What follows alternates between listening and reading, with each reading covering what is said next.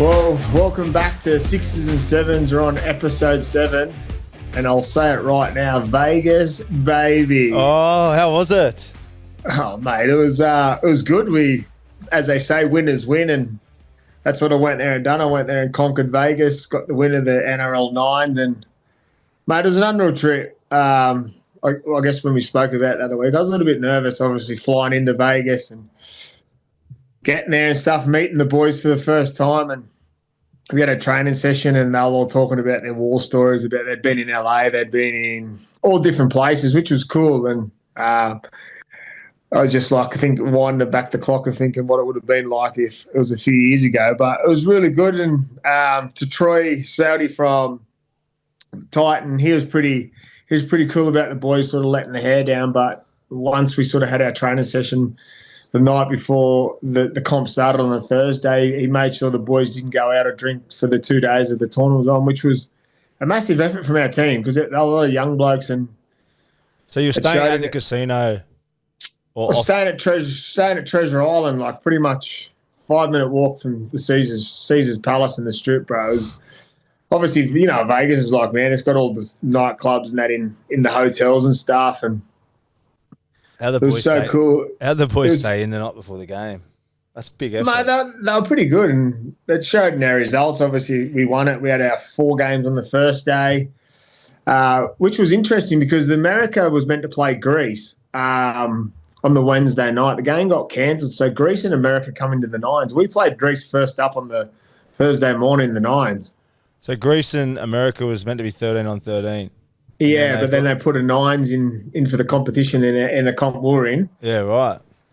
Yeah, so we played Greece first up, which was probably our toughest clash because obviously they had cohesion. They'll been training together. They're an international team, but we come up trumps in all games and end up taking it out. And I tell you what, the boys let their hair down after we'd won. And I saw Fisher playing over there. Did the boys get them? They all went they had a booth for Fisher. That was at Omnia in Caesar's Palace. Oh. That was after the footy. I seen big Sammy Burgess on stage and I saw that. Braith. Not sure Sammy should have been up there after his team's result, but mate, how bad were they? They were pretty bad. They're talking on obviously the footy and stuff. But before we get going, I did say a word at the start of this segment: Vegas, a baby, and I'm going to cut the Vegas out and I want to talk about you, mate. You've got a baby on the way, a little girl. How good? Tell us the feeling. I know what it's like to be a dad, and I know if I can rewind it back to when I first found out I was having a baby, plus then the gender. I want to know how you're feeling and what it's like. Obviously, you're going back to France soon for a little bit to be by your partner's side for when she has the baby. Tell us a bit about it and let us have your feelings, man, because I got goosebumps talking about it. Stuff the footy. Yeah. Oh, mate, I'm so happy. It's obviously been first trimester. You go through that roller coaster, but yeah, me and my partner were having a little baby girl, so it's due around September, end of the year. So yeah, mate, it's been a special time in our life, and becoming a dad. Who would have thought? But yeah, no, I'm over the moon, brother. So I'm so proud of you. It's. I guess when you experience things in different parts of people's lives, when you're close with someone, and these are special moments. Like obviously for you, I've got the feelings of what I felt when, and obviously I can't wait to see what it's like when you have the baby. Like I said the other day, me and Susie and the kids are planning to come over that way at the end of the year. So yeah, we're going to try and come see you and the missus and the baby by then. But yeah, what an amazing feat, mate. You've won some footy games and played over 300 games, but you're about to experience something a whole different experience, and you're going to be the best dad, and I'm proud of you, brother. Thank you, brother. You're giving me goosebumps. No, I really appreciate it. Feels a bit weird putting it on the public forum. I've told most of our friends, but yeah, I'm having a little baby girl, and couldn't be happier. So yeah, it's a special time in our lives, but yeah, I don't know. I'm not sure I know what's coming, but I'm ready for it. No, you'll be ready for it. You're a natural winner, and I'm sure you'll be a winner as a dad. Yeah, so let's get back to footy and the Vegas stuff. What was your thoughts on the games? Obviously, I was over there live watching him. Was there too many games? I've got my thoughts on it. What did you think back home? Obviously, I'll have a different answer for it, but there's obviously talk about a success. I guess the way I look at it is how we judge success is obviously the teams that go over there and win, they have a lot of success because they've won round one. For the teams that didn't win, there's now question marks how they're going to go this year. Obviously, the big one of that is the Warriors. There's question marks about them. There's a lot of talk about the girls' game and how it went. The result, at the end of the day, it wasn't about the result. At the end of the day, it's if you ask the girls if it was success, they're going to say yes, and rightly so. They're on a pretty big stage and went out and delivered against an international team. So I think for them, and then obviously the Wigan Warrington game, we touched on obviously the Australians' presence, and the Australian presence was the difference for Wigan on the weekend. Bevan French just lit the stage on fire again, and there's obviously now talk. You see clubs out there that need someone like Bevan, and 110%. Like I watched him live, and I had question marks of him being a half, but he just plays footy. He plays off the cuff. He plays what's in front of him, and defensive, I thought he was fine. What are your thoughts on the whole Vegas thing, and was it a success? Yeah, mate. From my end, I think it was an absolute success. You go into, was there too many games? Maybe potentially there was too many games. Just hearing from people that were at the game, my parents were actually over there, and I caught up with them yesterday, and they said there was a fair few fans leaving at the back end of the day, if that's correct. But yeah, so from that point of view, was there one too many games? Maybe. But from a fan and being an ex-player back here and watching it all on TV, I was just envious, to be honest with you, not being over there. And from all reports here and what I was watching, it was an absolute success for the game, for the game internationally. Like the players kept saying, like who would have imagined that? You hear Nathan Cleary and all these boys saying that who would have imagined that they'd be playing in Las Vegas, and you could just see how grateful everyone was to be a part of it. I wish I got to experience it as a player. I'm sure you're the same. So for the game, it's just you're pinching yourself, and you sort of get proud, to be honest. Like we're all rugby league people, and to see our game over there in Las Vegas on the world stage, Sky Sports obviously on there as well, covering it with the Super League. I think having Super League involved is a huge success. Me and you both played over there. Talking about Bevan French. We all, me personally, played against him over there, and I knew how good a player he was, and a few of the other players that were in that Wigan side, some of their great English players that we only got to sort of probably get up and close and personal with by being over there. It doesn't get much TV coverage. So having Sky Sports on the TV coverage as well, for the whole game from an American point of view, and then the English Super League, and then obviously having the girls' English team there as well. It's absolute success. And it's scary to think where the game can keep going, Toddy. Like with Volandis now and how creative and how big he thinks, mate, the next couple of years, who knows where we're going to be playing. Lebanon, mate. Yeah. It could be anywhere. And then they're talking about, obviously, New York, Wembley, places like that where, obviously, they're saying the game in England's dying, but if you're taking an Australian game over there, they're taking the test there at the end of the year, which would be sellouts at all grounds. But obviously, when there's people like obviously Bag saying there's no success and there's only 15,000 American fans and stuff like that, and I understand that. Obviously, what else do they expect? The only way you can sort of judge if it's success, I know if you bring an NFL team out here to play, you wouldn't be able to get a ticket because obviously we would dive into that. But over there, a small ripple creates a big ripple. That's the way I see it.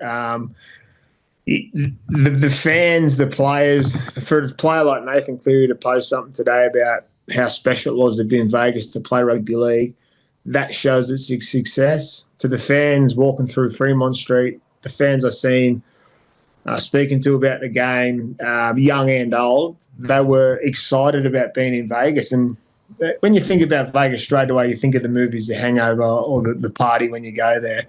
And I'm sure people experience that, but to go over there and watch your team, and that's what all the fans that were there supporting their team.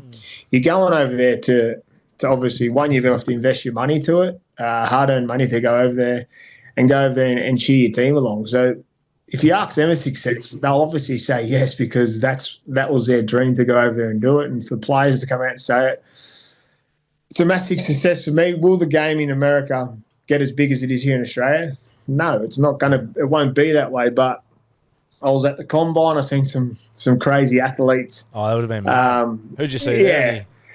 No, it wasn't the NFL combine. It was an NRL combine. There was like scouts. It was very similar to how they do the NFL combine. So they have the players there. They do all the 40-meter dash, all different things. Yeah? But then you have the scouts. So the scouts are sitting in like a box. There was David Ferner, Peter Parr, Nick, Frank, Mark Burris was over there, guys like that. So that's a success. I seen Nick there. He had a team in the nines, the LA Roosters. There was a men's team, the girls team. The girls team ended up winning it. Is that who Dylan was playing? Dylan Napper, our old teammate? Dylan Napper played for Brooklyn Knights. Big Naps. I seen him on the first day. He'd just been in LA, and then funny to say, he didn't turn up to day two. No. I saw my old mate Big yesterday. Naps, I'm still looking for you. He looked hungover yesterday when I saw him. Yeah, but for the players in that over, I caught up with Wade Graham, done commentary with him for the Raiders Warriors game. He was over there with the Sharks in LA, and he does some stuff with their leadership and talking about the players and how they were and stuff like that. And obviously with the incident we spoke about last week, like, they've got to let their hair down at some point. Like there's got to be at some point, and it was good to see. Obviously, like I said from the start, the results for the teams, the ones that won are happy. The ones that lost are like, oh, maybe we shouldn't have went to Vegas and stuff like that. So, but all in all, I'm with you, Mitch. I think it was a success, and I'm going back to Vegas this time next year to go back to back. I'm in. Are you in? Yeah, I'm in. Let's recruit a little team. No, we'll be going with the same team, so I've already said that they'll throw you in. So to Troy and the Titan industry team, we're coming for back-to-back titles, and then who knows? We'll be like Penrith, could be back-to-back. But so how was the Nines? Talking about actually playing, did you play big minutes or did you? Because it's only 9 minutes a half. I was just on and off, in and out. First two games sort of took me time to warm in with defence and stuff. Yeah. It'd be hard to defend, wouldn't it? Like, because it's a full-size field. Full-size field. So you're running. And there's some big Americans, man. The team we played in the final were all African-Americans. They ran hard. They were tough. There was a team called Roots. All had big afros. They were fast, man, but we played a style of footy that obviously you're doing 13, was slowing down the ruck and things like that. So it was cool, man. It was good to win. I haven't won something since I was 16. So let's get some footage. You got any footage? I'll try and get some footage. I was looking sharp, actually. Yeah, it'd be perfect for you. Big right foot step. Yeah, I got a couple of meat pies, set up a couple. Didn't sort of cause too much damage to my body. And I got out of Vegas unscathed.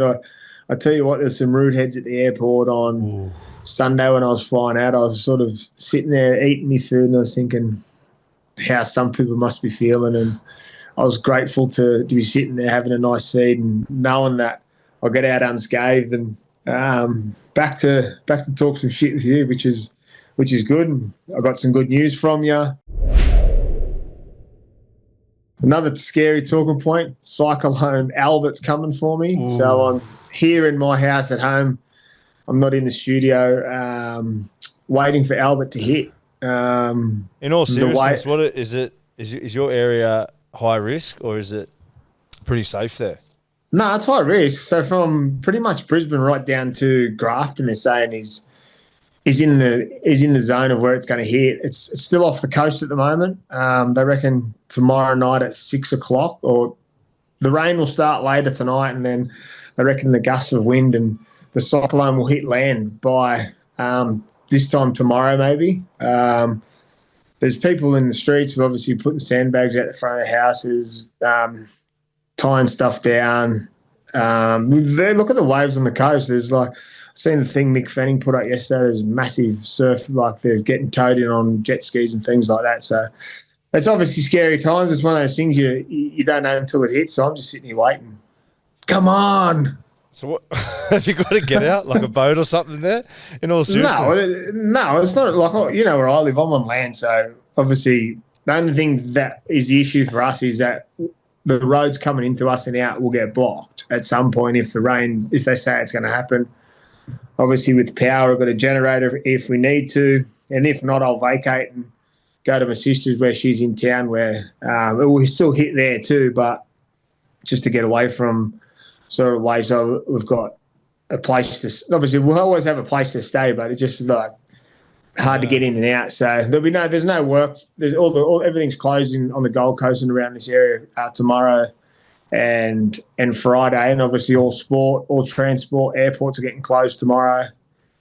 So it's pretty serious, which we'll speak about the Rabbits-Dolphins games being moved. And I guess Nick Arima's wife makes a point. Like, yes, it's important rugby league, but the thing she would be concerned about is that Cody is her husband and the protector of the house. He goes to Sydney to play football, and the cyclone they say that's about to hit, and your partner's not there. You've got to be worried. Yeah. Do you think the NRL's made the right decision to move the game? Like, obviously, yes, the game's going to go ahead, but there's going to be partners at home on their own without their husbands while they're in Sydney playing, dealing with the cyclone. Yeah. Well, what's the other alternative, I suppose? Firstly, all my best wishes and thoughts with everyone up in Queensland, all the listeners up there. It's obviously horrible. Toddy's sort of given us a bit of a rundown on it all, but got plenty of friends up in Queensland, and just sending all our love. Hopefully this natural disaster doesn't happen. In all seriousness, Toddy. So hopefully it does the U-turn, or it's not as bad as they say. But we've all been prepared and we're all ready for it. So you deal with it when it comes. But yeah, from the football point of view, I suppose the game always wants to try and play on, don't they? It's obviously all the TV rights and everything like that. But I can totally understand from the partner's point of view, and with young kids at home, must be scary, right? It's obviously a spontaneous decision from the NRL to act quick. They've obviously only had a short period of time to make that decision, and it's only natural for them probably to think, let's play the game in Sydney where it's safer. But from a family point of view, it's must be tough, right? Well, I guess the concerns of it is obviously the game will be played and it's fine. It's about when they can get back, how long the airports are closed for, what kind of damage it will be caused over the next few days, if any. Fingers crossed there's not much damage, but there'll be obviously in the back of the players' minds, they'd be still thinking about how their family's going if they're saying it hits how it's meant to be. And from a player's point of view, you wouldn't want to go, would you? Like, it's round one, it's one game of footy, and you got your young kids and your missus at home that with the way you're talking and the way the media's talking, it can be pretty serious. Like, how clear are the players' heads going to be playing in a game? For the AFL on the other side, they've cancelled all their games, and a few players have come out and said that if they were to play the games in Melbourne, they would have cancelled. Wouldn't have played, which is I probably would be in that same position. I wouldn't like my missus being here fending off Cyclone Alfred on her own. Yeah, but it's always a concern. But hey, that's what we deal with, and we get on with it. Sixes and Sevens is brought to you by Property 360. Property 360 offers a complete property acquisition service designed to deliver quantifiable results for investors. Their team of passionate acquisition advisors provides privileged insights and conducts thorough market analysis to secure the best real estate deals for your property portfolio. As the preferred partner of NRL players and staff, Property 360 has a proven track record of helping clients grow their wealth beyond life on the field. Head to property360.com.au to find out more. Let's talk about our first game from Vegas, from the NRL. The Raiders 30 beat the Warriors 8. And the big talking point for me that's come out of this is obviously the result for the Raiders was a massive. Ricky went up trump straight away. He changed his start line. Morgan Smithies went back to the bench, starts Papa Lee with the big red Corey Horsburgh, which was outstanding, and Joe Tarpany. Them three blokes, they laid the platform for Canberra. Smaller field, they just rolled forward, and I think they were the difference. What do you see of the game, and what was your thoughts, and what talking points do you want to talk about? Obviously, we've got a fan question a little bit later that we'll touch on, and I want to touch on that one too. But let me know what you think about your thoughts of this game, Mitch. Mate, I was blown away. I put my hand up. I thought Canberra were going to get beat. You had the Goulburn blood through your veins, and I know you predicted a Canberra win. I don't know if you were speaking from heart or from actually believing it, but yeah, I was caught off guard. I think everyone was. I didn't expect Canberra to come out of the blocks this physical more than anything. The way they played, they just looked fit, fast. The offloads from their middles, I think I jotted it down, 12 offloads and 17 for the game, which is uncharacteristic of probably Canberra. You can see that the way they approached the first game of the year, it was obviously something maybe Sticky's been working at over pre-season. And to be honest, the formula they played with the speed of the outside backs that they got, Savage, Tomoko, Weeks. I said it last year in something that they got the best, in my opinion, they got the best outside backs in the game as far as young and powerful and with speed. They go a bit underrated up there in Canberra, especially because of their inconsistency as a team, but their outside backs for me are nearly as good as anyone else in the comp. And as you said, their middles, especially Corey Horsburgh, he was unbelievable on the weekend. I heard Sticky pre-game on TV on Fox was talking about he's made some changes in his lifestyle and around diet and everything, and you can see he got that reward. He looked fit and hungry and focused, and honestly, they were awesome. And we always go back to halves as well. I thought Ethan Strange especially. Jamal Fogarty's always a standout.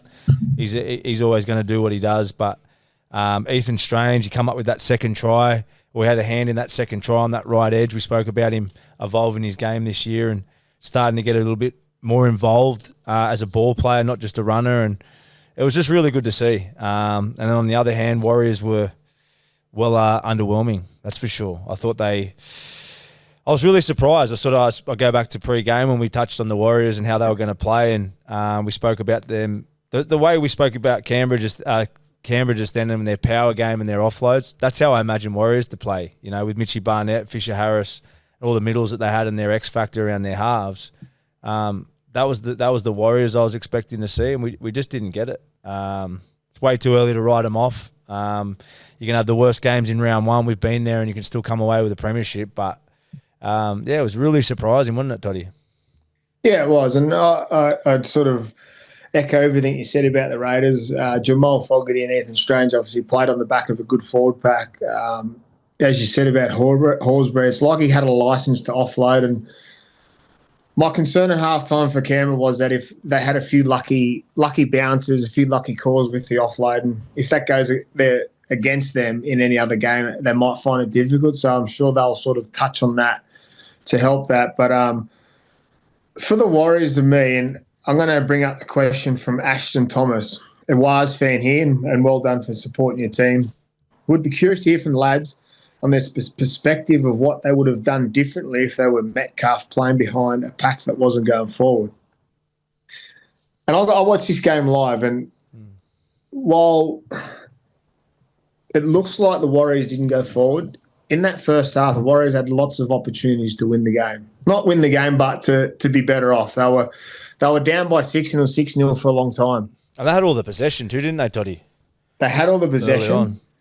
They tried to play around Canberra. They knew it was a small ground. What amazes me with teams that they can still continue to try and play the block for block for block and think teams don't practice it. Like during the commentary, I was begging Metcalf and Harris to drop blokes under, to bring them back through the Raiders tied pack and to square up the footy games, to square up what they can see in front of them, because every time they were catching the ball, their eyes were veering sideways to play out. And if you premeditate it the whole time, the defence will know. They changed it a couple of times, and that's when they actually scored their points. For me and Metcalf, for my thoughts on Metcalf and Harris is that they tried to share the workload too much. They were finishing on the parts of the field that wasn't giving them opportunities to kick properly. They were kicking from the left side of the field on the left foot kicker, which is always going to be a hard kick when there's kick pressure for a left foot kicker. They were kicking to hope. They weren't kicking for the long game. They were just trying to put the ball up so they didn't make an error. And if you do that all the time, your chase isn't going to get there on time. They'll catch the ball early and have a free run, where when Canberra were kicking, they're putting the ball high, making the Warriors to catch the ball difficult, and their kick chase was on point. For me, with the Warriors, I think they need to decide how they go with Metcalf. If they have Harris at 6 with him, I think he sits on the other side.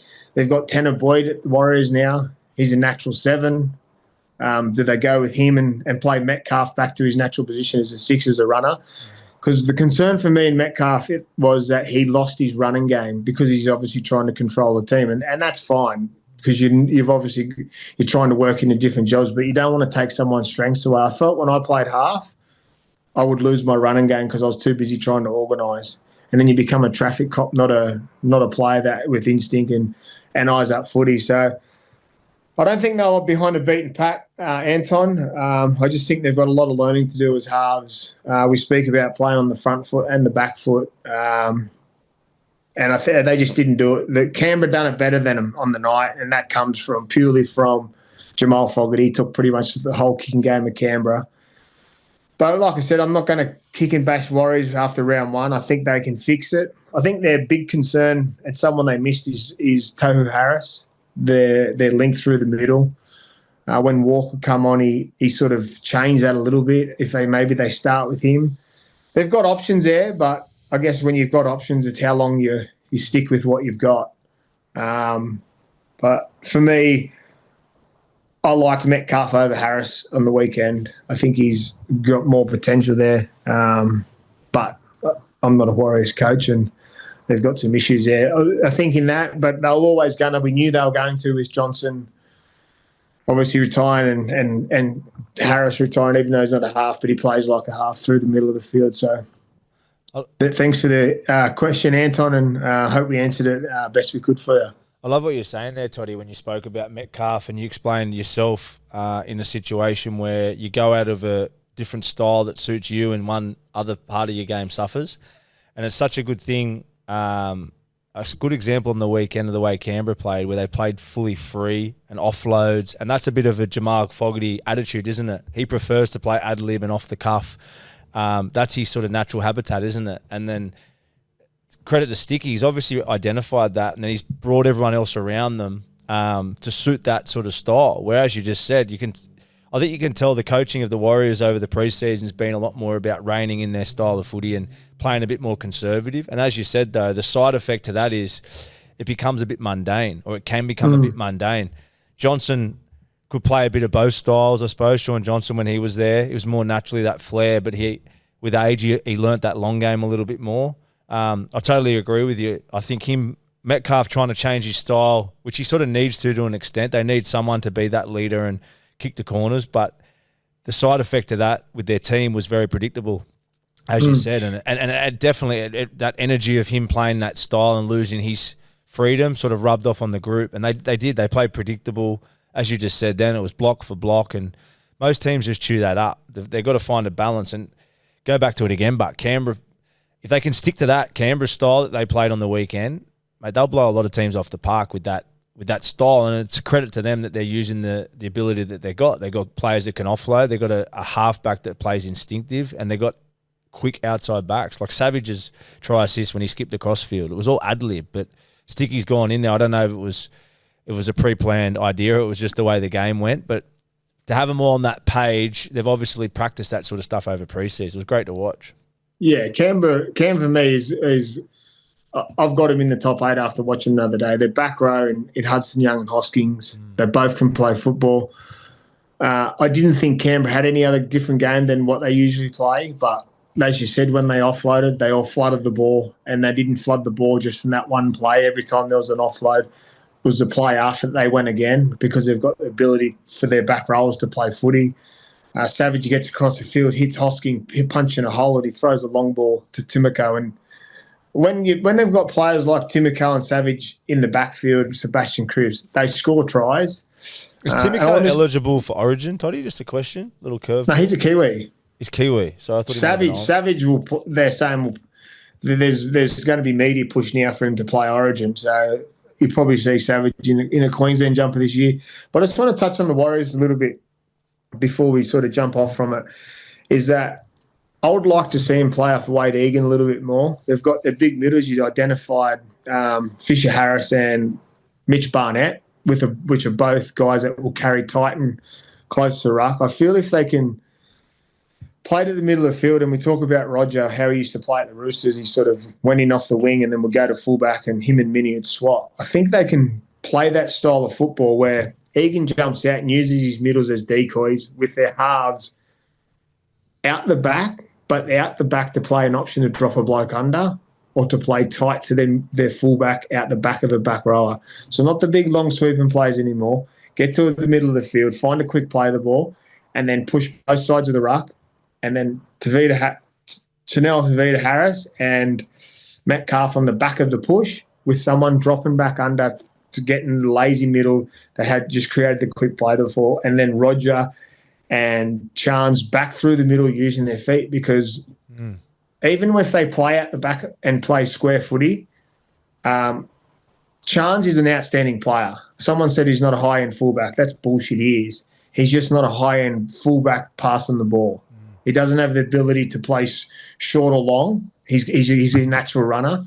So why continue to go out the back to him? Play back through, let him use his feet, let him find his front and get a quick play there and play footy off that. So I know they're probably not listening, the Warriors coaches, but I think it's an easy fix for a half, because at the end of the day, they've got their options are Tanner Boyd and they've got Nathan's younger brother is their next options, which are handy options. But if they're saying they're going to stick with those two guys, let them play eyes up footy where they're dropping blokes under, letting the footy come to them, not them trying to find the win or find a solution to play on the back of, because wasn't the go forward they were missing. They just couldn't play that style of football. Question for you off that, Toddy. Do you think you can play both styles within the game? Do you think it has to be a full switch to go from the block for block, which they've obviously, that's been their structures through preseason, to go back to the style, which I love what you said, blow the middle with power game, change of angles, and then let your footwork, speed guys attack the ruck? Is that quick fix from your point of view? Is that something you can just turn the screw on 1 week to the next? Well, I think you can turn it on, because what that football, if you're playing back through the middle and tighten it up and playing on the back of a quick play the ball, that will then create the option to play at the back, because they'll have to bring their defenders in tight, because their front door from their middles is being kicked in by the Warriors coming back through. So that means you have to tighten the defensive line. Once you tighten the defensive line, play square, get on the outside of players and play at the back. Yep. Or just play through Egan. I don't think it's something they have to. It's not a master stroke to change, I don't think, and they probably won't change. But I feel like we always speak about, this is a platform for me and you to. If that was me on the weekend, this week I'd be asking to play footy, because what it does is it gives them an option then, where if they play the same as the way they did on the weekend, they won't have options, because they're actually not doing it properly. They're running sideways to play the shape.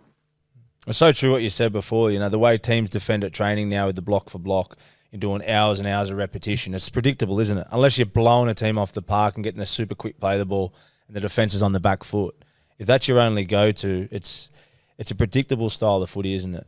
Obviously, unless you're Nathan Cleary there, it picks the right time to do it. It can be predictable, and that's what they were on the weekend for sure. And who have they got next week? The Warriors. They've got a week off, and then who are they playing? We don't know that, do we? Well, no. Well, Canberra's got the Broncos round 2. They got Manly. Yeah. Well, they're a team. Yes.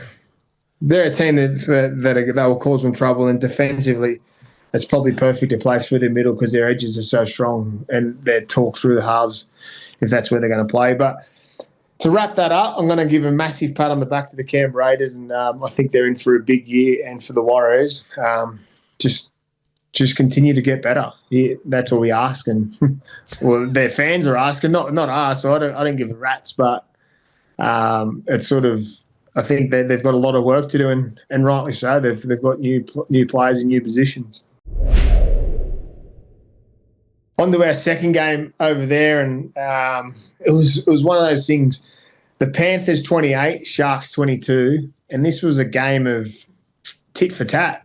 Sort of the Sharks were in the lead early and they had all the ball, had plenty of opportunities to break the game away and sort of take off with it. But Penrith, like Penrith always do, they just hung about, and the big players made the difference in the end. My standout was Liam Martin. How good is he? He's in everything. I'm watching him live, and I want to touch on a few players watching him live always, because I don't get to watch Penrith live much. But yeah, Liam Martin was outstanding. Our good mate Buzz is already after Nico Hines. I saw that. He's come out and sort of said that if they're not winning too, he doesn't normally go after his own, does he? Nah, but he's obviously got a soft spot for Cronulla, and he's pushing for it to decide what Nico does. And I guess there's a question mark. Obviously, he doesn't kick for touch really anymore. Doesn't take much of the kicking. I'm not sure where his confidence is for me, Nico. Obviously, he spoke about his running game and things like that, but I thought he had some opportunities to break the game apart the other night. But like we said, it's round one, so there's plenty of football to be played, and I'm sure he'll continue to get better. But touch on the winners first. Penrith Panthers, what was your thoughts? Yeah, as you just said, just clinical from the start. To be honest, some of their good ball pieces watching from the TV, it looked like an NFL setup. Just how strategic they were, and Nath was practicing those. They had a couple of times where they had Tago coming back under on corners plays, on drop plays, a bit of the stuff you were just talking about with the Warriors for setups. He just looked like he looked like a quarterback out there. And just it shows where he's at. Did you pick up on that? Well, this That's is what it I was looked like on the TV. I don't get to watch him live, so I was sitting up in the stands, obviously watching. And that play you're talking about, where they go to the middle of the field, Isaiah Yeo drops someone under, and then pushes back to the open side. Nathan jumps to the short side, drops Tago under. But when he drops Tago on, he doesn't even engage the line. He throws it back to him, and then gets out of the position of the field. So where he would sit on the short side, he actually sprints backwards and gets a whole look of the field, and then decides what happens. So wherever Tago finishes, obviously determines where Nathan plays the next play. So then they go back to Isaiah Yeo with their middles back through, they push back through the middle, because it obviously floods the defence back in the middle, because Tago's obviously caused some damage.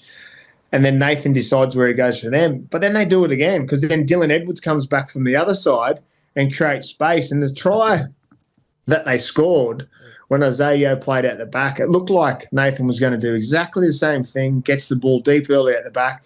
Instead of dropping him under, he kicks.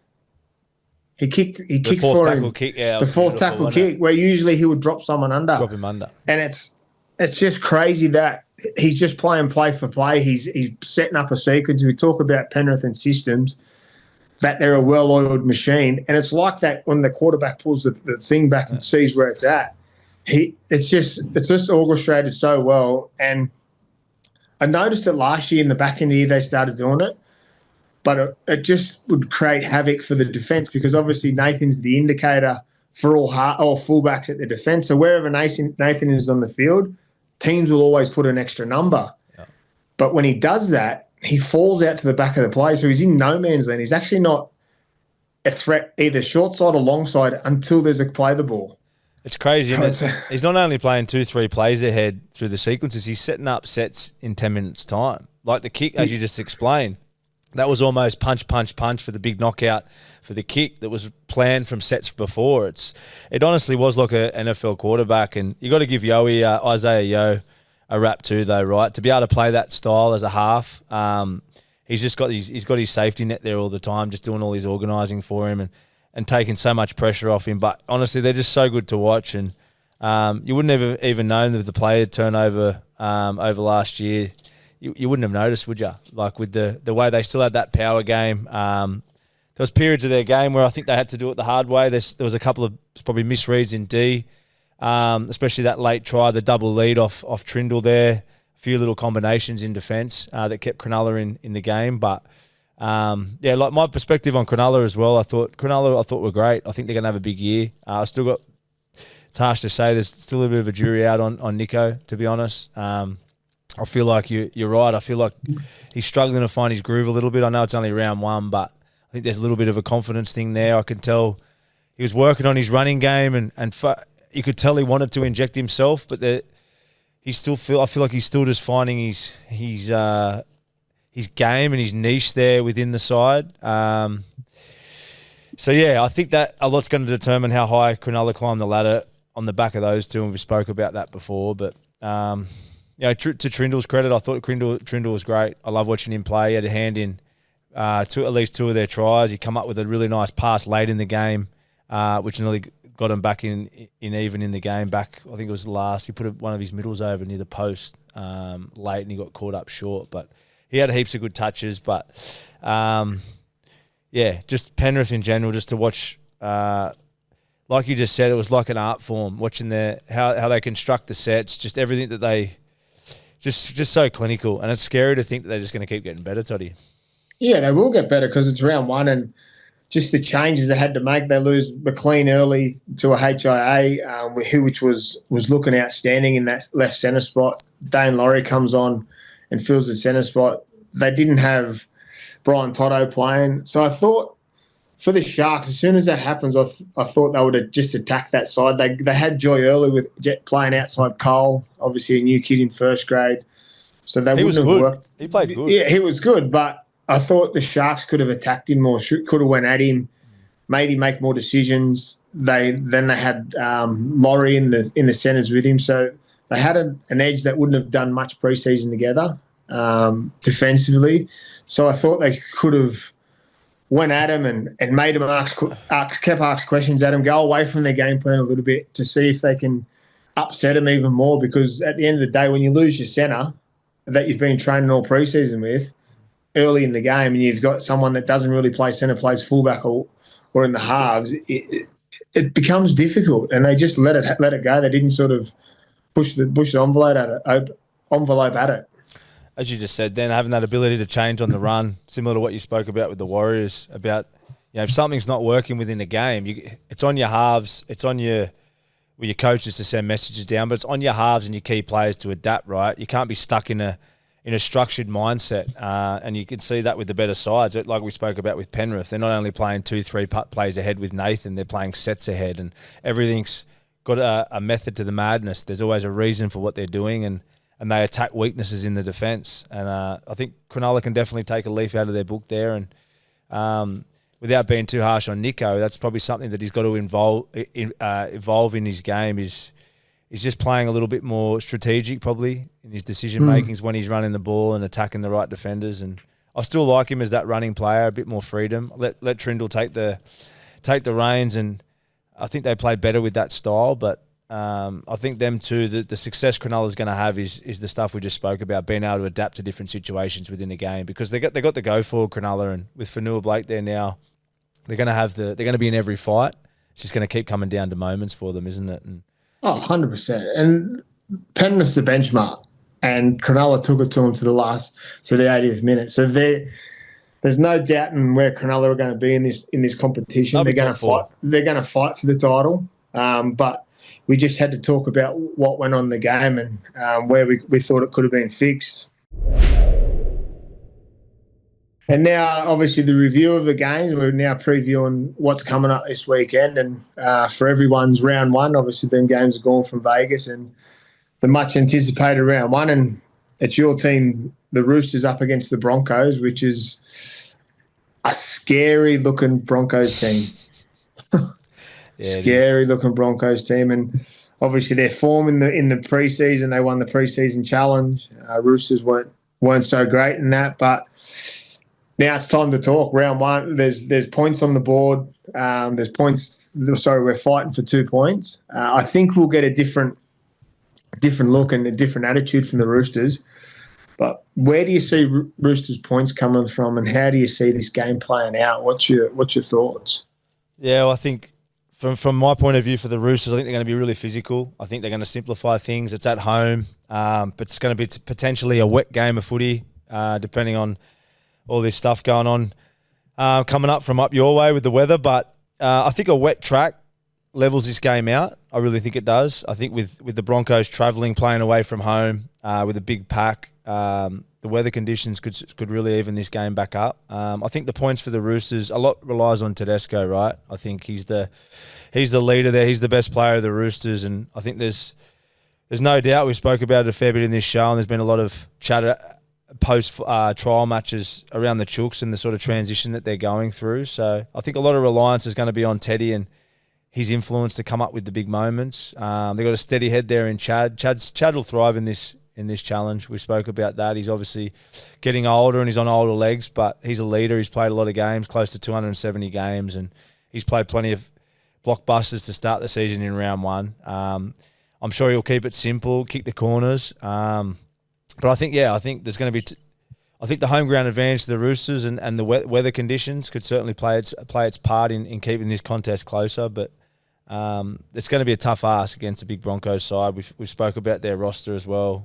We spoke about their halves in Benny Hunt, Adam Reynolds, and obviously Walsh at the back, and how much anticipation and excitement there is to watch them this year. And they've got superstars all across the park. So they're coming down as the favourites, going to want to make a statement, and the Roosters are the underdogs, which is new for them. It's a new experience for them, and it can go both ways, right? And I can't wait to watch this one. But for me, Tedesco's, as he's always been through most of the twilight of his career, he's going to be the main man. I think he's going to be the one that's getting more touches than most on the field, especially with young Sandon Smith, who's a terrific player in his own right. And I really love what his potential is there. He's going to have a good year, I think, for the Chooks. But I think a lot's going to rely on the great Tedesco. What's your thoughts? Yeah, for the Roosters fans that listen, I'm going to ask a question for you, Mitch. Is when you said you think the Roosters are going to play physical and tough. Like, for me, straight away, if I'm a fan, I'm listening, isn't that what rugby league's about, going out and play physical and tough? Can you explain what you mean by what that mentality does for you to think that they'll be that way to play against the Broncos? What that mentality is going out to play, and why you think that's needed against the Broncos? Yeah, I think it's a good question what you said. Every team goes out to be physical and tough in your DNA regardless. You train your whole pre-seasons on you want that to be second nature. But I think when you're in a transition period and you've come off trial form that's not great, and we've been in these situations as halves, sometimes your best mentality and your build up to the game and your focus point from coaches and to the players is around building around a tough style, which how does that look for fans? It's around scraps. It's around kick chases, markers, doing all the shitty things, the 1%ers, and outworking your opposition. And by doing that, it's your best way to attack the opposition, especially when you're the underdog. When the other team's probably got on paper a better roster, they're probably in better form, they've probably got more confidence. That's why I said I reckon the Roosters will attack this game with a physical mindset, and I think they have to. I think their defence through the trials has been quite poor. It's something that they've been working on. I've heard and been around it a bit. They've been working hard on their defence, and it's let them down a fair bit in the trials. And if they defend like that, it's going to be a slow start to the year. Let's be honest. So their focus will be around home ground advantage. As I said, maybe weather conditions to their favour. And one thing, you play to your strengths, and one thing Chad's got is a smart footy brain. He's a great seasoned halfback. He knows how to manage a game.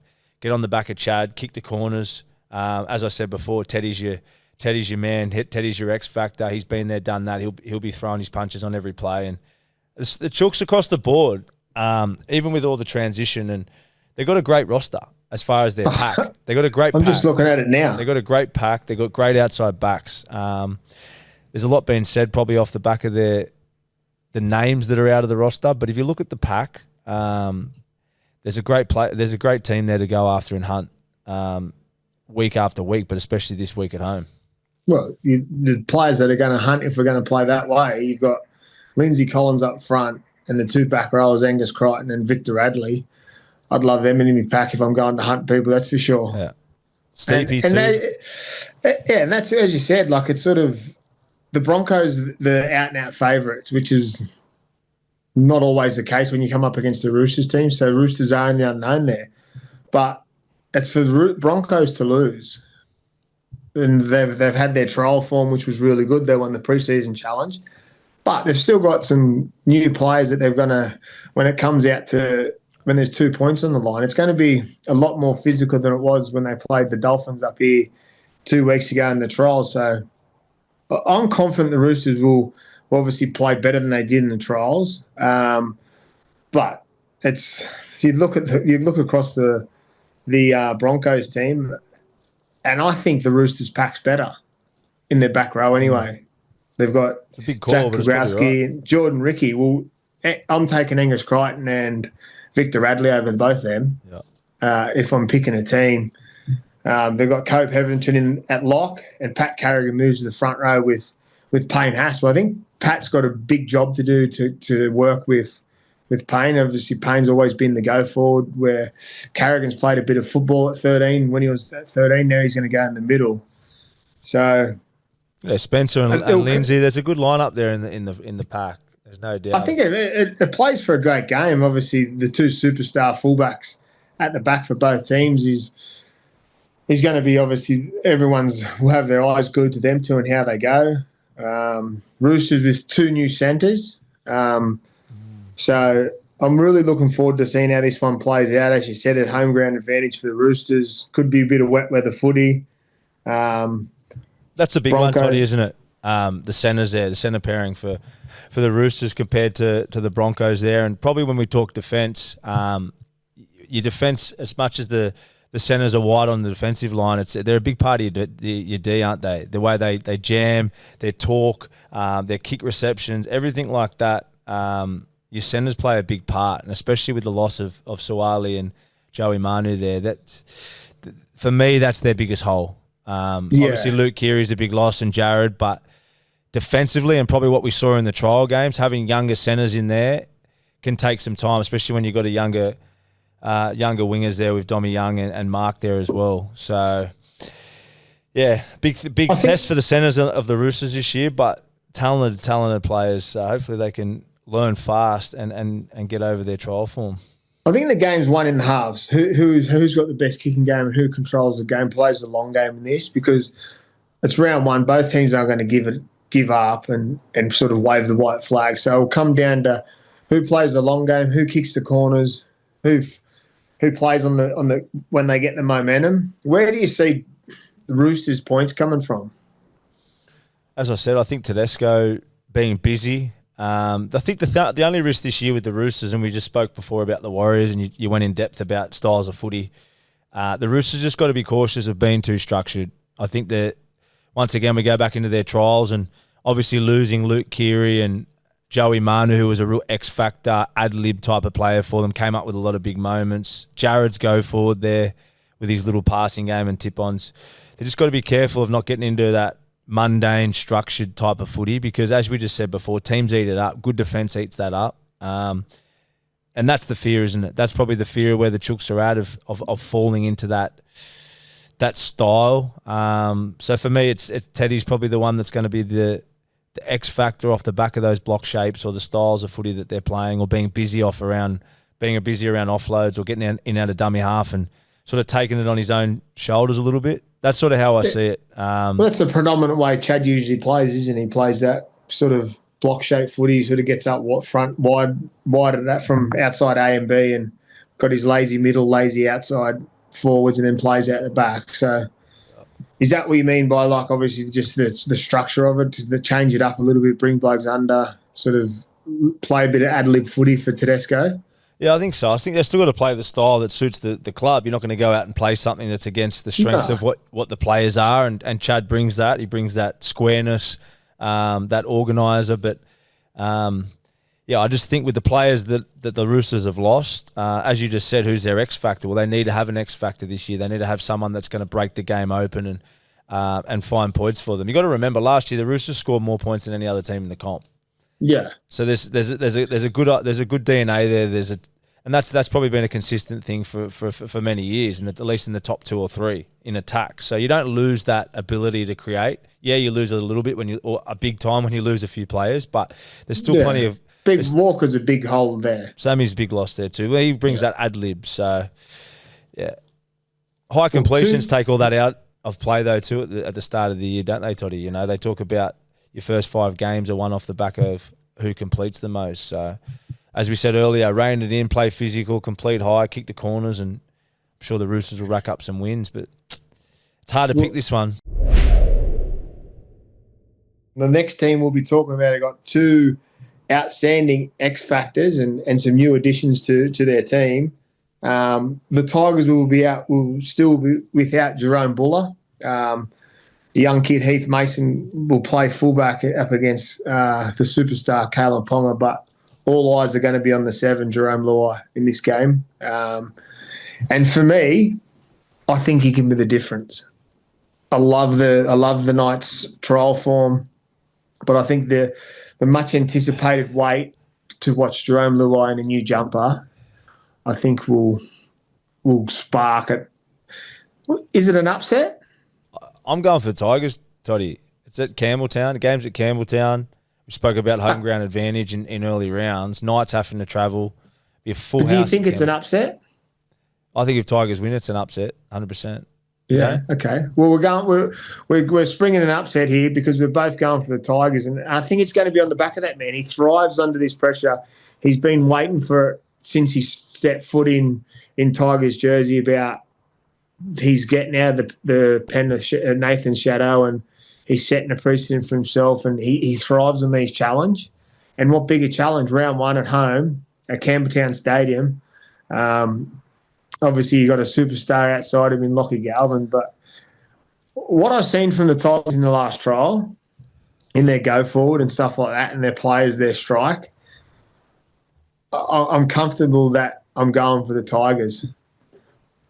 Yeah, well, the risk with the Knights, you get the best Knights, like Knights at their best footy when probably what we saw against, was it Parramatta, their last trial? No, Roosters. Their last trial, they absolutely lapped. Parramatta, they were poor, and then Roosters, they were dominant, and they defended good, big pack. So I think if you get the best Knights with that physical pack that they got defensively, you can see the game going the other way for the Knights. Tigers' biggest weakness this year, or the thing that they're going to struggle the most, is their ruck defence and how they defend against momentum and when things aren't going their way, how they defend against how disciplined they are without the ball, that type of stuff, because that's been their issues for a long time, especially last year. But I'm the same as you. You can see best case scenario with the Tigers is Terrell May and Royce Hunt up front, especially leading the way. Luai and Galvin combining and playing a really open sort of style of footy, similar to what we saw from Canberra in a way. And that's the exciting thing for me, and that's why I'm maybe going to lean for the Tigers in this first game, Toddy. Yeah, looking at both their lineups, and you look at their centres for the Newcastle, which worries me with when saying going for the Tigers, is Dane Gagai and Bradman best up against Adam Dewey and Solomon Fatapi. I think I say that right. So I think, I don't know. I'll look at both lineups now, and if I was Knights have got a good pack. Knights on paper, their pack. And they're outside they're backs. Fast. Their outside backs are fast and strong.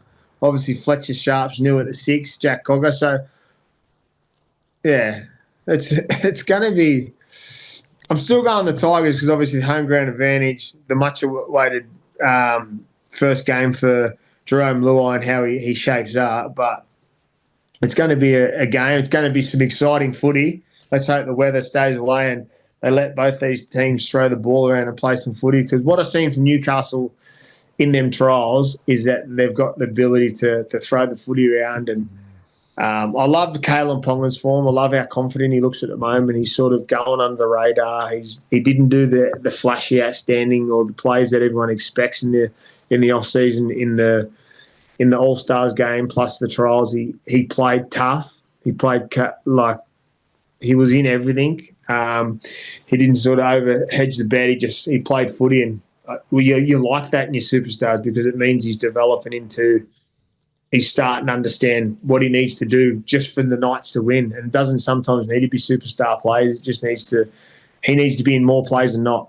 He's got that eye of the tiger, doesn't he? He's turned into a real leader, and when he's got the eye of the tiger, when he's focused like that, which he has been all the trials, and to be honest, most of last year, he's He had an awesome back end of the season, but when he's on like that, we can't back the Tigers. When Kalen's on like that, and if he's on like that next week, it's a worrying thought for the Tigers because he's worth 20 points, 30 points for the Knights individually, and his influence on the other players. So if he has an off night, I'm backing the Tigers. If Kalen's on, I have the Tiger. The Knights all day. Look at us jumping the fence straight away as soon as we start talking about the players and the Knights. But yeah, both teams have got some great players. We won't know until the game's done, but I'm still going to stick with the Tigers. Well done to the young, well, he's not young, 27-year-old. I've seen a video pop up on social media. It's been going around the last few days for Tristan Hope, for a kid a 27-year-old that hasn't give up hope and had a dream to play NRL. So anyone out there that thinks they're too old or it's past him, watch this video. It'll give you goosebumps because he's someone he's worked his backside off and he's finally got an opportunity round one at home for the Tigers. So well done, Tristan, on making your debut. Hard work pays off, and effort and attitude for me is if you've got that attitude and you want something, go out and have a crack at it. Don't give up for someone else. Well done, mate. I saw that video too. It was great to watch. I just want to know where the camera was. Who set that up? Little side camera. In the coach's office. Yeah, a lot of the coaches. What do you thought they're saying? Tyson Frizzell starting at 13, and we spoke a little bit the other week. We touched on Knights. He'll be moving to the middle. Yeah, obviously for his late footwork and stuff like that. They've got some footy in him. Newcastle want to keep looking at him. Dylan Lucas and Kai Pearce-Paul in the back row. Jacob Safidi, Frizzell if he plays in the middle. Mate, the pack is outstanding. Probably that's a question for you. Dylan Brown, Toddy, what do we think? Is he going up there or not? And is it a smart decision? I know we spoke about take the money out of it because take the money out. He's an outstanding player. Money or no money, he's an outstanding footballer. Yeah, but as a 15-year, what are they saying? 10 years. 10 years. What's your thoughts? Is it? From my point of view, I think these 10-year contracts are bullshit. I just don't think 10 years, who knows what's going to happen in 5 years. I just don't understand 10 years. I don't even think it's a smart move from a club to sign someone for 10 years. How it keeps you motivated, how you can predict anything past 3 years, let alone 5-10 years. So that's my own opinion, but I know what you said earlier about a couple of episodes ago about Dylan Brown and the money side of things. We both agreed that he's not a halfback, but is it a smart move from Newcastle? Is it the right continue decision? to push this saying, and they'll get a fair look at it when we speak about the Knights, the Parramatta Eels. They're playing Melbourne this weekend without Mitchell Moses. So they'll see a Dylan Brown front and centre in that position. He'll probably steer the ship with Vulcan, but the Knights need something. They've been pushing at it for a while. They had yourself, you retire or moved on. They've had Jackson Hastings. They had 11 different combinations last year. That's crazy, but isn't it? 11. The thing is, okay, and we're probably getting a little bit sidetracked, but we'll bring it up. The thing is, if Fletcher Sharp's their long-term 6 and they decide to bring in a running 6 as his number 7 in Dylan Brown, because Dylan Brown's not an established number 7 yet, of course he can get there. They've got one of the greatest mentors up there in Andrew Johnson. I'm sure Newcastle signed Dylan Brown. Joey will be there helping Dylan Brown be a 7. But at the moment, he's not a established 7. He doesn't wear the 7 for his club. There's someone better than him in that position. So they're going to have this whole year without him there, developing Fletcher Sharp to be a 6. And then next year, he's going to have to, if they do sign Dylan Brown, they'll have 2 players with similar, well, not similar, because Fletcher Sharp's an out-and-out running 6. He hasn't learned to play that style of footy yet. And I'm sure he can. From his trial form to the last 2 weeks, he went leaps and bounds. But Jack Cogger's a natural out-and-out 7. He's a ball controller. So here's a question for you then. If you got that money, who's your 7? If you wanted an out-and-out 7, because I agree with you, if you're going to invest, if you're buying him as a 6, well, there's no place for Fletcher Sharp, is there? if you were buying Dylan Brown for, say it was $1 million as a 6, and you got Kalen Ponga at fullback, we both agreed Dylan Brown's a great player, would be a great addition in his position. Take out the money. But then who's your 7? If you've got that much cash in your club, who are you buying? Because there's not many out there. The players that are out there that could be a chance is someone like Jamal Fogarty, but it's a short-term fix. He'd be perfect, wouldn't he? But they're all these good halves we speak about. There's options around, but they're all locked up. They're all locked up, and they're short-term fix. I think if you go with a Dylan Brown, you got to play the long game. But history shows at Newcastle, if you don't perform straight away, you don't stay in the position. Look at Jackson Hastings. It's a tricky one. It's a tricky one, and it's way over our heads. Well, it's just it's where the game's at now as well. Like we go back to the same argument me and you had about players' values and that type of stuff. It's how much a club needs you, and there's a shortage of some of the clubs lurking around the 8 to the bottom half of the competition. There's a shortage of those key players in key positions. So you're licking your lips as a marquee half where you're at. But some of these things, these 10-year, 15-year, 8-year contracts, it's a bit ridiculous, in my opinion. Sixes and Sevens is brought to you by Good Day Daily Multivitamins. If you're looking to take your health a little more seriously and are not quite sure where to start, Good Day is a simple and effective way to get yourself essential vitamins and minerals. Packed with over 60 health benefits and 100% of your B vitamins, it's the easiest way to feel good fast. With a delicious passion fruit taste, just pour 1 sachet into water and you're good to go. Head to begoodhealth.com.au, use the code HALVES for 10% off your order. Pair that with a subscription for a 20% discount. It's the least you could do. The next team we're going to be talking about, they will be going with a new number 7 in Jamie Humphries' South up against the Dolphins. Yeah. What's your thoughts here? Where do you see this one playing out? Obviously, Cody Walker's back for round 1, which is a massive inclusion for South. Massive inclusion. Obviously, they're missing their superstar fullback in Latrell Mitchell. Jai will take the number 1 position. Isaiah Katoa and Nick Arima to get them 7 and 6 for the Dolphins with Hammer at the back. But the big talking point straight away is Jamie Humphries. He played 30 minutes of great footy in that trial and so obviously claims the number 7 jumper, 1, because Lewis Dodd is suspended, and 2, there's probably not much else there. They've lost Bud Sullivan in the off-season to the Dragons, so they didn't have a backup, and he's put his hand up, and rightly so, the way he played in that trial. This is another little one hard to predict, Toddy, because 2 things. Obviously, the issues going up up there in Queensland at the moment. Players having to relocate down to Sydney, a bit of a disrupted preparation. On paper and off the back of trial form, I'm going Dolphins all day, especially if they were playing in Queensland. There's no doubt I reckon Dolphins get the result here. The way, with what we've seen South's cough up at the start of the year, I do think on trial form also, even though he only played probably 30 minutes, Humphries is probably the better fit for the first round over Lewis Dodd. Because with Walker back there, any player is going to play better. He's the leader there. He's the great 6 that comes back for that club and makes the players around him better. Obviously, if his little mate at the back, or his big mate, Latrell, was back, it's even another bonus and another huge leg up for South. They're without him. Jai Gray does a great job for the South side whenever he plays.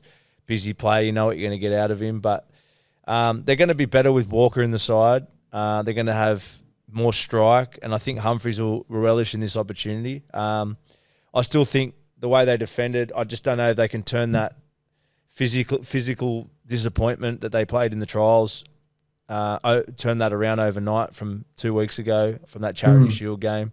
They have got the master coach Wayne Bennett, and he turns water into stone, doesn't he? He whatever he says before games, time and time again, he's had players, run through brick walls for him. So we're every chance of seeing a completely different Rabbitohs side. But as I said, I would have gone for Dolphins all day with off form from trials and the roster that they got at the moment if they were playing up there. But there's a few curveballs here, Toddy. Who knows what's going to happen up there over the next few days, the issues with families relocating. It's a tricky one. And let's be honest, as a player, it's your job to turn up and be professional. But those things, they do affect you. And if they do affect you, Souths have got the team there to hunt, no doubt. Look, that will play a part, them being away from their families, like it or not. It's going to play a part because there's going to be a worry factor of what happens over in the next few days, and we touched on that, so we don't really have to touch too much on it. But you look at the big in for me is Campbell Graham back. One, defensively, and two, he's a try scorer. I think Souths are capable of winning. Obviously, Cody Walker comes back in. It brings a whole lot of confidence to the team. It gives a different swagger because he's a winner. He's want to win. But then you look at the Dolphins. Obviously, they've signed some players. They've got established halves. They've been together for a while. They went with Big Tommy Gilbert, captain for the 2025 season, which is. But the matchup is Wayne versus Wolf. He's assistant coach of last year, so they'll both. I know Wayne won't talk about it, but I'm sure as an assistant to Wayne last year, Wolf will want to get one up on him playing in this trial. But I think it's even, just with the relocation of how it went. The difference for me is the fullbacks, the way that they obviously. I rate Jai Gray as a footballer. He's ad-lib. He's got points in him. But just with Hammer, he's an out-and-out freak, isn't he? He's a bit quiet in the trials, but he had a big off-season with the Four Nations, Origin series, and played a lot of footy. But on paper, it's hard to split him.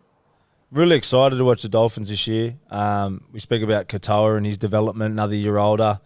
As you said, Hammer at the back, Nikorima there at 6 as their first choice option, and with Woofy taking over, they've lurked around the 8. They're a side with all the potential. I'm really excited to watch the journey of the Dolphins this year and where they can get to.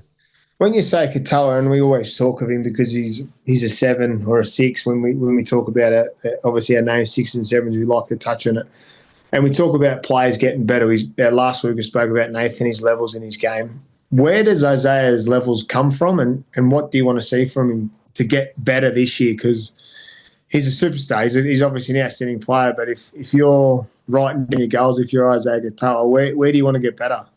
Yeah, I think first and foremost is his defence more than anything. He's still a young kid, so I think defensively there was a period there last year where I think they even dropped. Well, they did, didn't they? They dropped him back at the back end of the year.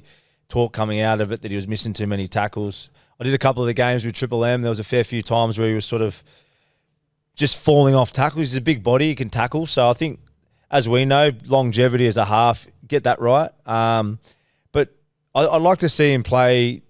He's just that little bit more, which he's got in his game. But then as he's starting to find his feet, just that little bit more of a running game, a little bit ad-lib, which he's got in him. He obviously plays really square, probably as good as anyone, digs into the lines, always creating space. He's got a great kicking game. He's a really structured, strategic halfback, which is his greatest strength. Stick to that. But with his size and his speed, and there's no doubt he can do it. We've seen him do it. But then, and that comes with confidence. But just slowly starting to open up that running game, adding his own little moments within that team structure. But that all comes with age. He's got to keep sticking to what works for him. Do that perfect. Nail that. Get everyone else around you, especially your spine, in tune with what you do really well. But then, just start to add his little moments. But that'll come. That comes with age. We talk about Nathan Cleary and levels. Well, Nathan Cleary at 19 was steady, conservative, and then it took him a few years, and he started adding the running game, and then he started. Well, now he's playing, 7 sets and 7 plays ahead of everyone. But it takes time. But you asked me the question of Katoa. I see that as his biggest growth this year, is just adding those little moments. Who wins?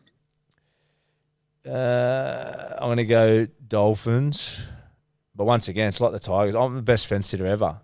I'll go Dolphins. I'm going to go South in an upset. All right then. It's good to disagree. Well, we disagree a little bit, don't we? So a couple of tough ones. The next one we're going to be talking about is a tough one for me. Is the Dragons and the Dogs. Both pretty much full strength, and Gutho obviously takes out the number one jumper with Connor Tracy. We'll skip straight to the halves in Matt Burt and Toby Sexton's up against Kyle Fleming and Lachlan Ilias. The big admission for me is Tyrell Sloan. Obviously was Dragons fullback last year, played most of the games at the back last year. There was talk that he'd jag a wing spot. Before we sort of talk of why we think this team will win or why they won't win, how long, if you're Sloan, how long do you hang around for? I think he does the year there. I think it's good for Sloan. How old's Sloan? Anyone got? You know how old he is? It'd be early 20s. I only asked the question because Gutho's sort of probably at the back end of his career, and I only saw a comment. I think it was on Foxtel the other day or somewhere online where Sloan was talking about how good Gutho's been for him, his influence, his leadership. You always talk about. Yeah, but he has to say that. He's in his team. No, but hey, we can read bullshit. Hey, we can read. Hey, we've done plenty of these. You read bullshit there. I hate our players when, like, it's. For instance, when you left the Roosters because Cooper Cronk was going there. Here we go. You weren't okay. If you stayed at the club, would you have come out and said, "Oh, I'm happy how Cooper's teach"? You don't need Cooper to teach you how to play football. Are you going to listen to what I'm going to say or not? Okay, well you go and then I want to. What I'm saying is, about. He's only a young kid. That's why I asked his age. He's only young. He's 22. He's still got a fair bit to learn. He doesn't wear nappies. He's still got a fair bit to learn. Gutho's only got a couple of years left. He's probably going to get some games on the wing this year. He said in the interview, if you had to listen without cutting me off, what he said was that his lifestyle, things off the field, he needs to work on. So what I'm saying is I can see him riding the year out, playing some footy there. Who knows with injuries? I'm sure if a club comes and offers him $1 million, he's out tomorrow. Here we go. It's changing. I do see him lasting at least this year, no doubt. There's opportunity there for him for a long time. The only thing with Sloan, to be honest with you, I don't like him on the wing. I don't like him on the wing. He is a fullback. He can play wing, no doubt. For me, I love big wingers, big tall wingers that they're like extra front rowers now. And I just think when you're a smaller body as a winger, it's a short-lived career out there. Unless you're blistering fast and you can score tries. Dragons must have some wingers because the bloke that scored 4 tries Finau 2 weeks ago isn't even a look in. Yeah, but he's massive too. Yeah, I know, but he's not. Matthew Frager and Christian Tuipulotu are on the wings. How do you score 4 tries in a trial game and not even get a start? That's bad, isn't it? That's for fun to make that decision. But there's obviously teams out there that need a fullback. They're going to come sniffing for Tyrell Sloan, like it or not. And I'm not going to sit here and cop the fucking bullshit about, Gutho's helping me do this, do that. Let's get him on. Can we get him on speed? We'll get him on the phone next week. We'll give him a ring next week. Yeah, give him a ring next week and we'll have a chat to him. You can work him out next week. Let's chase that up, yeah? We'll start another new segment. We'll have the hotline of the week, and we'll ring some players to just get some full shit on people. Players that aren't getting a start. As soon as they start talking bullshit, just stop and go, no, cut the bullshit. We want the truth. Because that's what you do a little bit. You sit on the fence and. I'm sitting on the fence today. I've had enough of it. I'm sick of it. I'm on edge because the Cyclone's about to hit. Yeah. I'm just not. Too. Yeah. Where do you see the Dogs? What's your improvement in the Dogs? Where's their strengths? Obviously, that improvement last year was massive. Where's their gains come from, and what's your thoughts on them? I think I'm on the fence. Yeah, I think with the Dogs, their improvement, we've touched on it in their preview for the season when we spoke about the Bulldogs. Just the improvement of, I know we keep going back to, we sound like a broken record, but the improvement of their halves, improvement of Sexton, Tracy at the back. We know what Burton's going to bring, but his improvement again. I think what we're going to see with the Dogs is a great defensive team. We know what their middles do. They work hard. Their inside pressures, their effort areas. Obviously with Crichton and the lads that they got out wide, they got unbelievable outside backs, in my opinion. Outside backs that work hard. Your head's making me laugh, bro. Sorry. Sorry, I got a little bit heated there. I didn't mean to attack you that much. You've had all this good news about a baby and stuff, and I've just unloaded. But, mate, yeah, the Dogs, I think their improvement comes through Sexton. I know it's not trying to pile pressure on the kid, but what did they finish? They finished 6th last year. I think they're in. Oh, yeah. They finished in the top 6 last year, and to be honest, in that trial game, the semi-final game, you've got me rattled, bro. In the semi-final when Manly beat them, it probably came down to those players in key positions taking it to that next level. Let's be honest, because your defense is top 2 in the game. They're going to, as we said, or in my opinion, I think they're going to be better again in that area, or they're going to be as consistent as they were. So I think it's just those players in key positions taking that next step. And I got full faith in Sexton and Tracy. More on Sexton there as the half, but I think if he can step up his game and really find confidence, that's the improvement I've seen in the doggies. Did you see Gus's interview the other day? No, I wish I did. About Sloan not being a winger. Do you reckon he'd look good in the blue and white, at fullback over Tracy? Hey, if Gus says Sloan's not a winger and I just said it, that makes me feel good. Yeah. The genius Gus Gould. Yeah. If he says it. Look, I think there's improvement in the Dogs, and I think they win this game. My concern, and obviously it was only trial form, we don't always go on trial form. I thought the Broncos just outclassed them a few weeks ago up here in Redcliffe when they played the trial. And as we said, we don't touch much on the trial form, but I think they've still got a lot of work to do. They obviously grew a lot last year and they got a lot of supporters in the way they went. But I think there's got to be some growth in different areas, and you touched on Sexton and Burton and Tracy and stuff, but I think there still needs to be more of a – I reckon there's going to be other teams that will get more improvement than what they might have. So I don't know if they will be as pretty as some think. There's no doubt there's no doubt that they're going to improve. That X factor, that out and out superstar. You talk Josh Adokar leaves, so they're down that spark out wide, that blistering speed, or that. I totally understand what you're saying. They're a working class team, aren't they? They do all the 1%ers, and because they're so well coached, defense.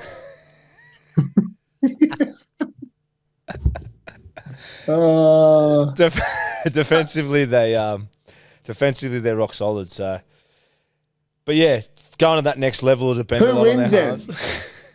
I'm going the Dogs. I'm gonna have to sit on the fence and go the Dogs with you. I'm gonna have to lighten the mood.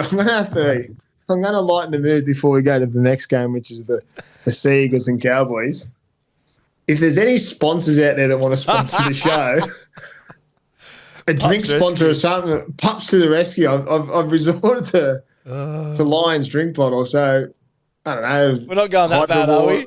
Hydro water, non-alcoholic beer. Is that how bad we're going? We're getting kids' toys and Pups to the rescue. We just spoke about the doggies, and it gave me a little bit of a, I don't know, heated moment with my great mate, and I've just looked over. I'm drinking Pups to the rescue. So here we go.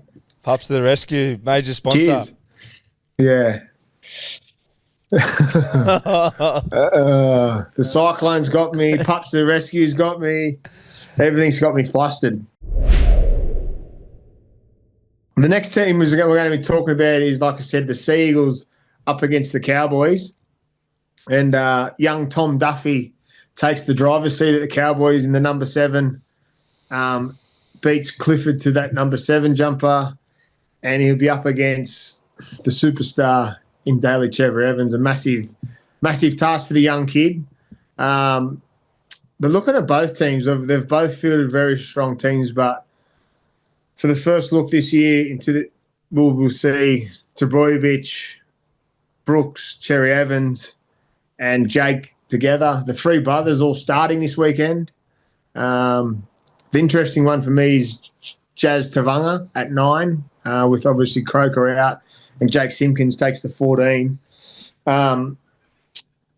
There's going to be some footy thrown around this game. There's no doubt about that. I like Manly. What do you think? What do you think of this one? I'm not on the fence here, brother. I'm Eagles all day. I think all day.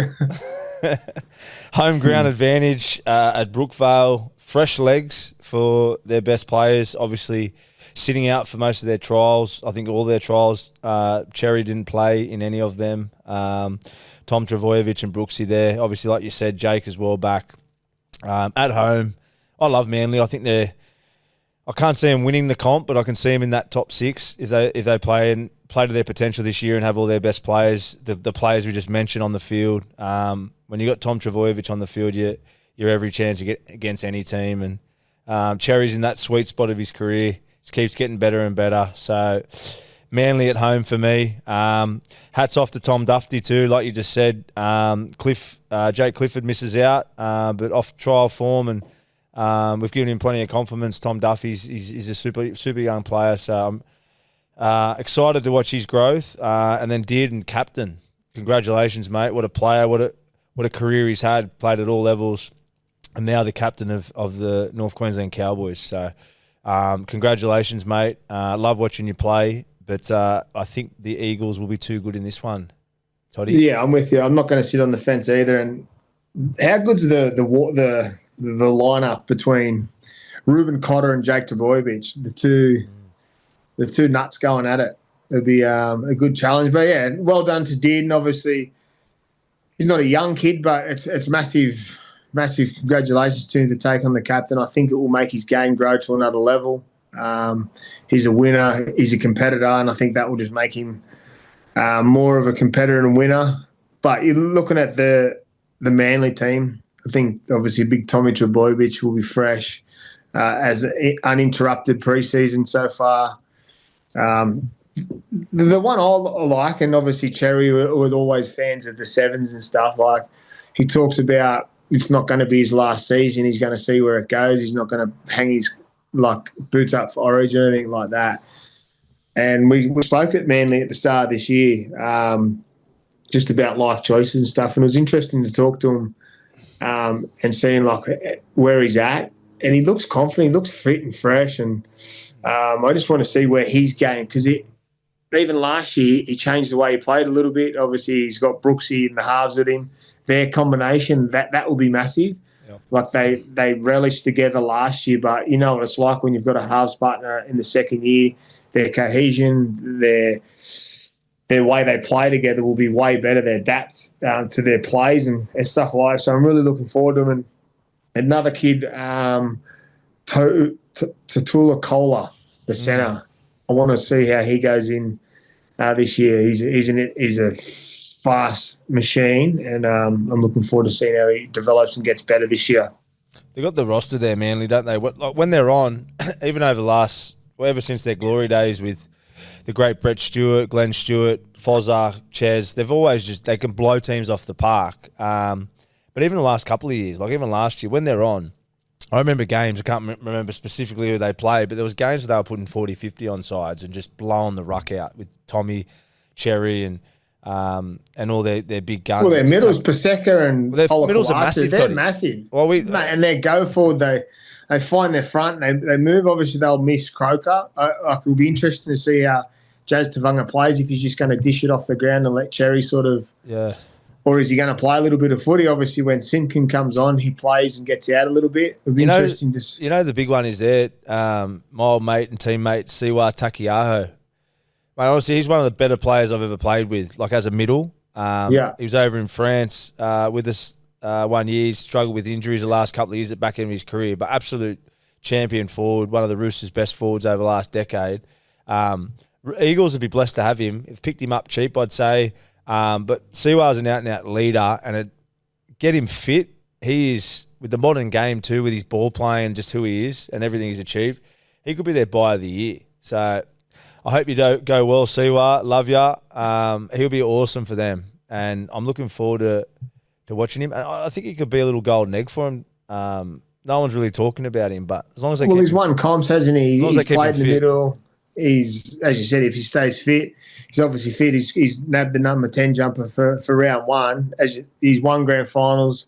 He's played high-level football. He's come from the Roosters. So he'll bring some sort of leadership around that pack. Obviously, they don't need too much with, obviously, Cherry and Jake Trbojevic, but he'll bring some, obviously, knowledge there, a cool head in the middle. some go forward, which all teams need. I'm with you. I like Manly this year. If they can stay fit and they're 6, 7, and 1 and 13 stay fit all year, I think they're in for a big year, Manly. And I know the boys in the background will like that because they're Manly fans and they're not paying us to say that. But I think Manly get the job done here. But I'm not sort of bagging on the Cowboys. I think just Manly would be too good at home. And hey, we enjoyed it, didn't we? Got a bit of a soft spot for Manly now. We got to go down there.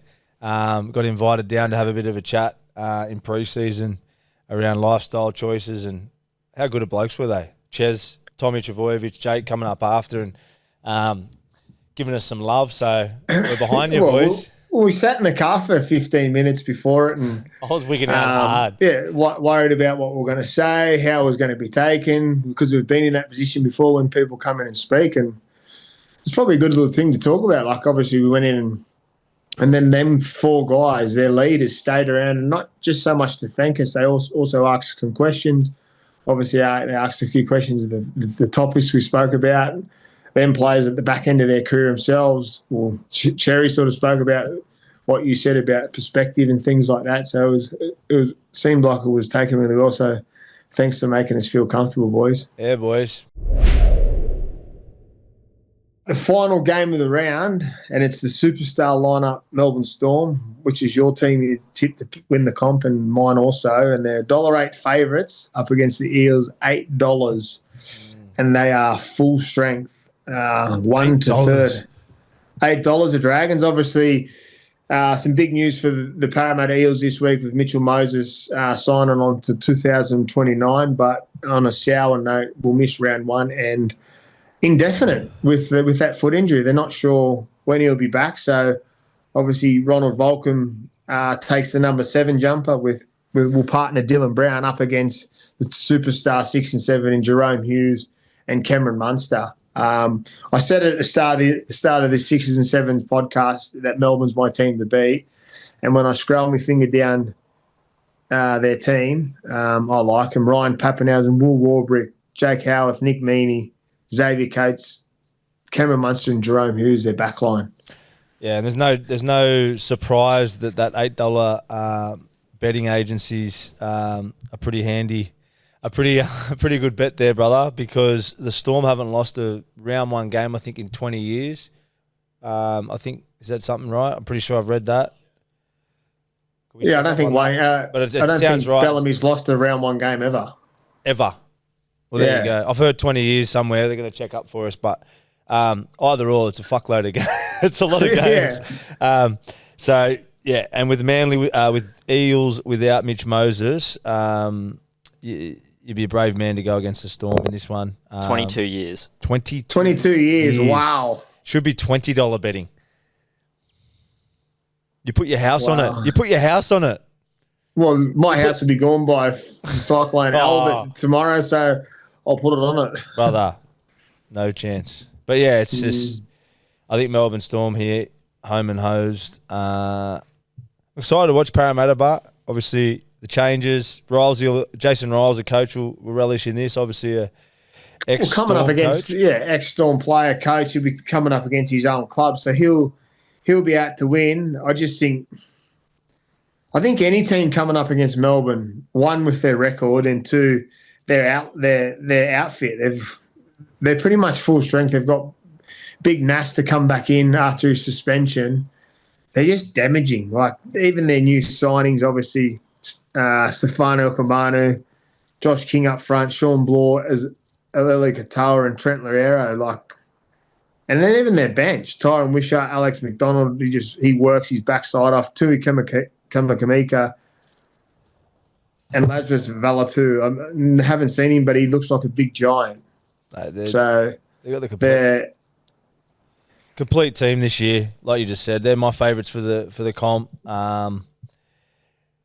Eels, they're going to be big improvers for me. They'll need Mitch Moses on the field though, sooner rather than later. So hopefully, for Mitch's sake, it's not too bad or too serious. I think the Eels without Mitch Moses is not nowhere near their potential, obviously. So, and coming up against the Storm in round 1 without him is going to be a tough ask. But we spoke about it before about the Storm and their spine. Talk about them. I just can't wait to watch them play this year. I spoke a couple of weeks ago about their ability to play off quick play the balls, and that they're the best nearly I've seen it doing it as a spine pairing, nearly better than their mortals before them. And I know it's a big call, but I still believe it. And I can't wait to watch Munster fully fit. What a player, what a champion. He carried a bit of an injury last year, still had a great season, always will with his ability. But him fit and hungry, he's at that sweet spot. And we've all been there when you get to that little bit back into your career when you've won your comps, but your body's starting to get a little bit sore, and there'll be a window there. He knows their favourites. Penrith are on the rocks. I'm just painting the picture of his storyline he'd be putting in his head, or it's probably how we'd be thinking. But what I'm basically saying is he's full of motivation, I'd say, and I can't see them. I honestly can't see them getting beat. Although, as I sit on the fence, the quarterback, Nathan Cleary, the architect, 6 plays ahead. He's every chance of pulling their pants down. And no, just to speak about Munster, there's talk that he's fighting for his origin jumper with Deard and things like that. He's got a big season ahead of him, obviously, with his injuries last year. And it's still a credit to him how he played last year with those hip injuries. He obviously had the surgeries and he's fire and fit. I think we're going to see a much improved Parramatta team. And we can't write them off after. Who knows? They might win. I'm not writing them off, Toddy. I'm not writing them off. I think they're going to be in the 8. I really do. I think Parra will be in the 8. I just think without Mitch Moses at the start of the year, it could be a difficult start. How long are they saying he's out for? Is it hammy? They're not sure. I've been reading a few things this week. It's still just saying pretty indefinite. Moses, his foot. Still his ankle. Foot injury. Yeah, ankle. So, yeah, I think the Melbourne team will do it well. They'll win. I don't know if it'd be easy, but they'll be much improved, the Parramatta Eels. So that's a wrap. That is a wrap. I know I got a little bit heated and flustered. We don't have any bad blood being made across the screen. I still have me pups to the rescue bottle. Cyclone Alfred's coming. But yeah, thanks for listening and zoning in. And we'll be back bigger and better next week. And hopefully I've got a roof over my head. Stay safe, brother. And in all seriousness, jokes aside, all God blessings to all the Queenslanders up there. It's a horrible. I'm sure it's a horrible feeling, and my thoughts are with you guys. Cheers, brother. And then we won't finish on a sad note, so I'm going to finish on a good note. Congratulations to you again, brother. A little girl on the way. God bless, and have a wonderful week and be safe. Love you all. Over and out, 6s and 7s. Me, Todd Carney, and my great mate, Mitchell Pearce. Yeah. Drop the mic.